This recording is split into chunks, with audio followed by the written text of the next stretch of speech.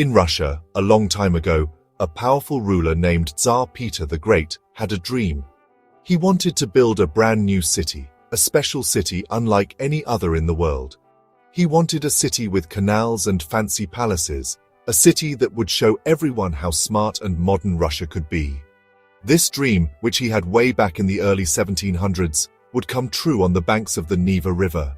He called it St. Petersburg, and he wanted it to be Russia's window to Europe and the rest of the Western world.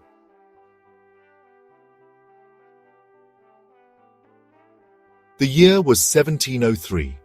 On a little island in the Neva River, surrounded by a muddy swamp, Peter the Great laid the first brick of the Peter and Paul fortress. This was the beginning of St. Petersburg.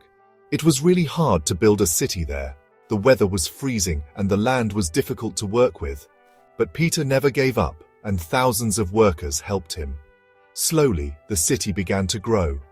Big, beautiful palaces went up, even though the people who built them worked very hard in tough conditions.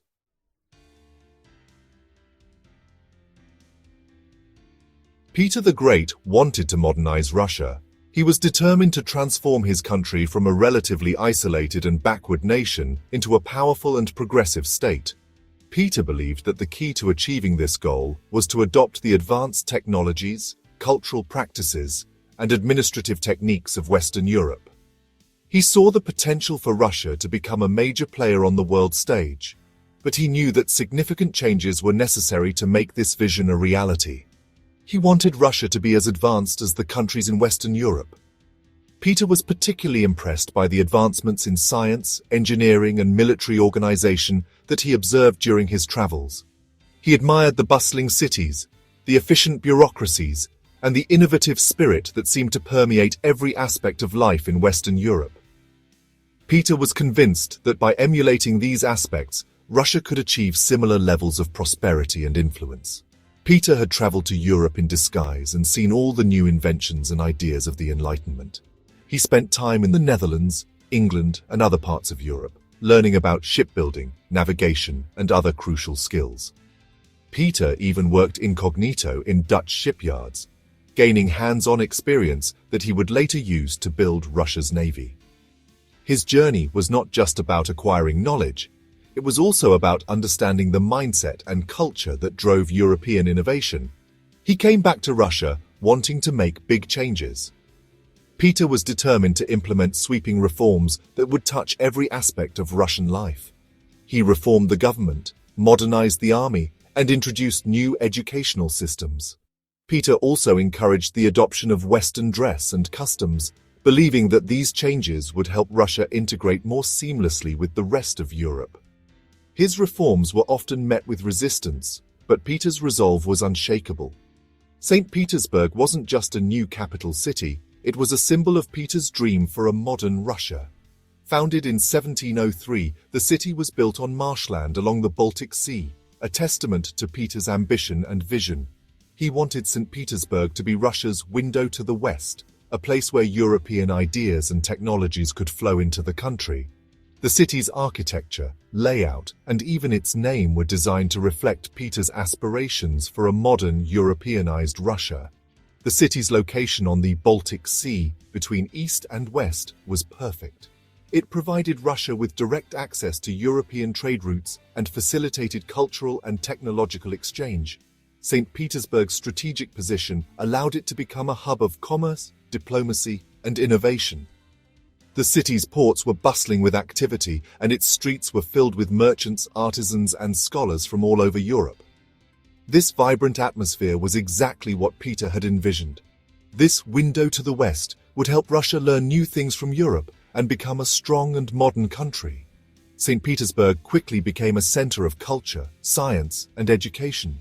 The city attracted artists, scientists, and intellectuals, fostering an environment of creativity and innovation. European architectural styles influenced the city's buildings, and Western ideas permeated its institutions.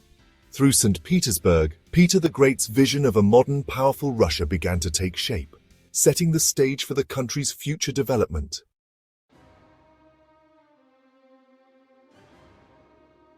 St. Petersburg wasn't just symbolic. It was also important for Russia's safety. Back then, Russia didn't have a port that stayed open all year round. Peter knew that Russia needed a port on the Baltic Sea for trade and for a strong navy. When Russia took over a Swedish fort on the Neva River in 1703, Peter found the perfect spot. Building St. Petersburg there gave Russia a strong navy base, a busy port city, and protection against Sweden.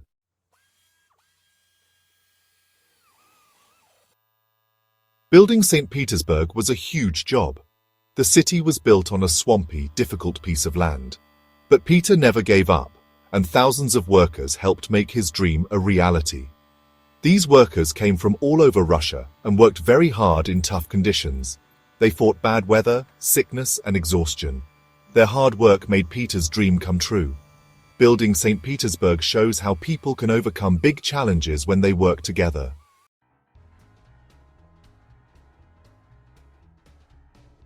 The Winter Palace, a huge, beautiful building, sits on Palace Square. This was the official home of the Russian Tsars. It's over 1,000 feet long and covered in columns, statues, and fancy windows. It shows how rich and powerful Russia was. The Winter Palace wasn't built all at once. It took many years and many different rulers to finish. Construction began in 1754, but the palace we see today was mostly built by Catherine the Great. The Winter Palace was more than just a house. It was the center of the Russian Empire.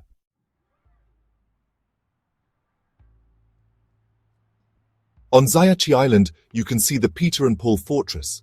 Peter the Great built this fortress first in 1703. It shows how smart and determined he was.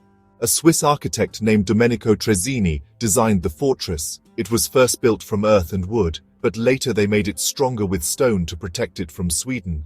The fortress became a symbol of Russia's power. Today, it represents many different things.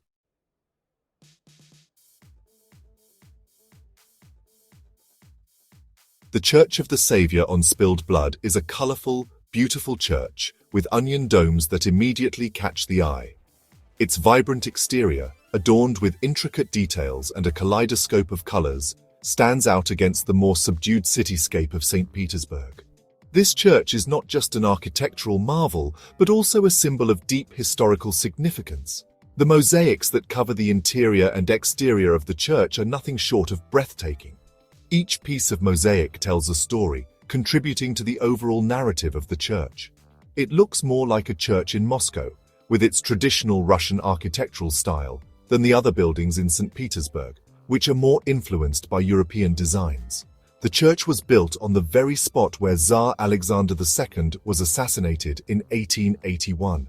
This tragic event shook the nation and left a lasting impact on Russian history. His son, Alexander III, commissioned the construction of this church to honor and remember his father. The design of the Church of the Savior on Spilled Blood is a deliberate departure from the other buildings in St. Petersburg. It harks back to older traditional Russian churches, with its onion domes and elaborate decorations. This contrast serves to highlight its unique place in the city's architectural landscape. The Church of the Savior on Spilled Blood isn't just a place of worship. It's a memorial to a Tsar who sought to bring about significant reforms in Russia. Tsar Alexander II was known for his efforts to modernize the country, including the emancipation of the serfs in 1861. His assassination was a pivotal moment in Russian history, marking the end of an era of reform and the beginning of a more repressive period. The church stands as a somber reminder of this sad event. Inside, the atmosphere is reflective and contemplative, inviting visitors to ponder the complexities of Russian history. The historical markers and plaques provide context, helping to tell the story of Tsar Alexander II's life and death. The Church of the Savior on Spilled Blood is more than just a beautiful building. It is a testament to the enduring legacy of a Tsar and a poignant reminder of the fragility of life and the impact of historical events on the course of a nation.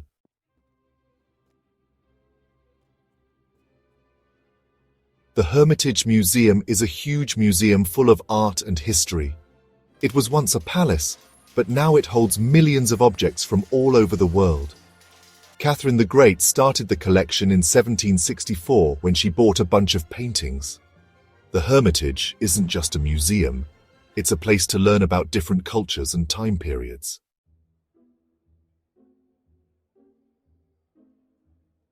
The Mariinsky Theatre is a famous ballet theatre in St. Petersburg.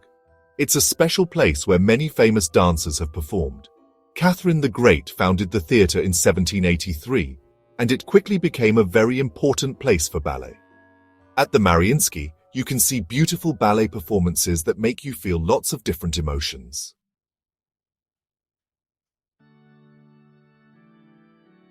The Russian Museum is all about Russian art. Unlike the Hermitage, which has art from everywhere, the Russian Museum only shows art from Russia. Tsar Nicholas II opened the museum in 1895 to honor his father. The museum is in the beautiful Mikhailovsky Palace.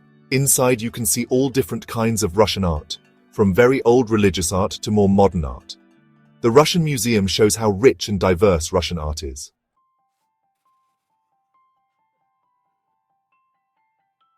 During World War II, St. Petersburg, which was called Leningrad back then, was attacked by the Nazis. The city, known for its rich cultural heritage and historical significance, suddenly found itself at the heart of one of the most brutal sieges in human history. The Nazis aimed to crush the spirit of Leningrad, but they underestimated the resilience and determination of its people. The city was surrounded for 872 days, and the people inside suffered terribly. Cut off from the rest of the world, they faced unimaginable hardships. The siege was not just a military blockade. It was a test of human endurance and willpower. Families were torn apart, and the daily struggle for survival became the new normal. From September 1941 to January 1944, the people of Leningrad were trapped.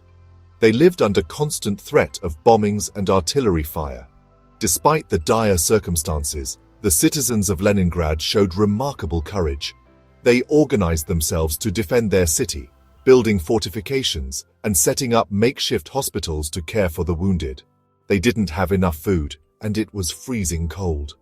The winters were particularly harsh, with temperatures plummeting to deadly lows. People stood in long lines for rations, often receiving only a small piece of bread to last them the entire day. Malnutrition and starvation became rampant, yet the spirit of the people remained unbroken. The winter of 1941 to 1942 was especially bad. The cold was relentless, and the lack of heating made it even more unbearable. People burned furniture and books to stay warm. Despite these extreme conditions, the citizens of Leningrad continued to support each other, sharing whatever little they had. People were starving and freezing, but they never gave up. They found ways to adapt and survive. Community kitchens were set up to provide hot meals, and neighbors looked out for one another. The sense of solidarity and mutual support was a beacon of hope in those dark times. They kept working, and they even put on plays to try to keep their spirits up. Cultural activities such as theater performances and concerts were organized to boost morale. These events provided a temporary escape from the grim reality and reminded the people of Leningrad of their rich cultural heritage and the life they were fighting to preserve. A road across a frozen lake, called the Road of Life, brought food and supplies into the city. This lifeline was crucial for the survival of Leningrad. Despite the constant danger from enemy attacks, brave drivers navigated the treacherous ice to deliver essential goods. The Road of Life symbolized the unbreakable spirit of Leningrad, a testament to the resilience and determination of its people.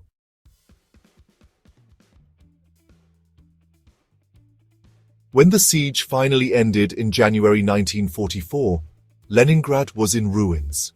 Many people had died, and the city was destroyed. But the people of Leningrad were determined to rebuild.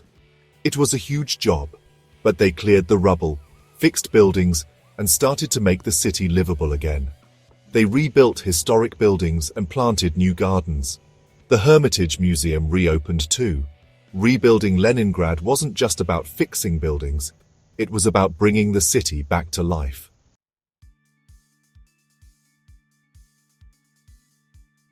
Today, St. Petersburg is a modern city, but it remembers its history.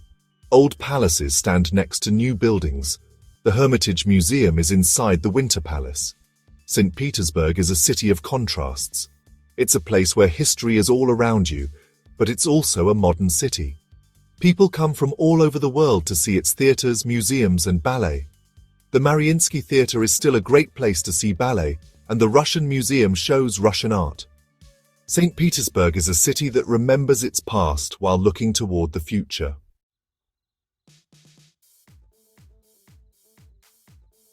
St. Petersburg shows what one person with a big dream can do. It started as a swampy area but became the capital of Russia. The city's story is about more than just beautiful buildings. It's about the people who lived there and survived difficult times. When you walk around St. Petersburg, you can feel the history. The palaces and canals tell stories of the past. The Hermitage Museum inside the Winter Palace is full of amazing art. The Mariinsky Theatre is still a wonderful place to see ballet.